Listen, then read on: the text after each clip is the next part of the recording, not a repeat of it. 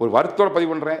பல யூடியூபர்ஸ், பல பேச்சாளர்கள், நீங்கெல்லாம் புச்சாலிகள் நினைச்சிட்டு இருந்த மக்கள், உங்களை வந்து ஏதோ பெரிய லெவலில் விஷயம் தெரிஞ்சவங்க நினைச்சிட்டு இருந்த மக்கள் மத்தியில், அந்த உங்க ஃபாலோவர்ஸ் மத்தியில் அது எங்க மெம்பரா இருந்தாங்கன்னா இன்னைக்கு உங்களை எப்படி பார்க்குறாங்க, என்னப்பா இவரே இப்படி பேசிட்டாரா, இவரே புரியாமல் பேசுறாரு, கொஞ்சம் விசாரிச்சு பேசியிருக்கலாமே, கொஞ்சம் டீட்டெயிலாக பேசியிருக்கலாமே, ஏன் அவசரப்பட்டாலும் சொல்லிட்டு இன்னைக்கு உங்க மேல வருத்தப்படுற சிச்சுவேஷன் உருவாக்கி விட்டீங்க. இது எனக்கு வருத்தம் தான், இதுக்கு நான் காரணம் இல்லை.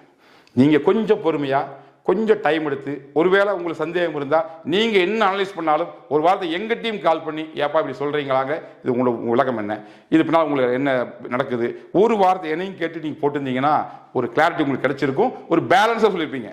இங்க ஒரு சைடாவே எதையுமே எங்கிட்ட கேட்காம நீங்களா ஒன்று முடிவு பண்ணி இது அந்த ஸ்கீம் இந்த ஸ்கீம் இப்படி பண்ணுது அப்படி சொல்லிட்டு யாரோ ஆரம்பிச்சு வச்சதை நீங்களும் ஸ்டடி பண்ணா கூட அதை வந்து அப்படியே ஒரு விஷயத்த ரிப்பீட் பண்ணி திரும்ப திரும்ப தப்பு தப்பு தப்புன்னு சொல்லியிருக்கீங்க.